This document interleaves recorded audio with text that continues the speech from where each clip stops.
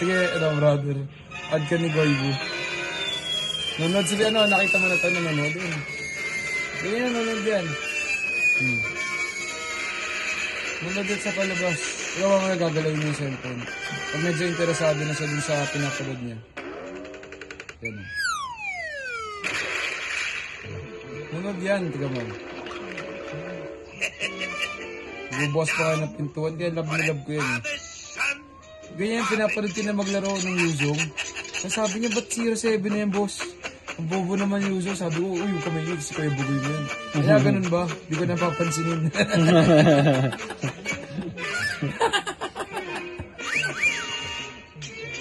Hindi ka na pinansin eh, no?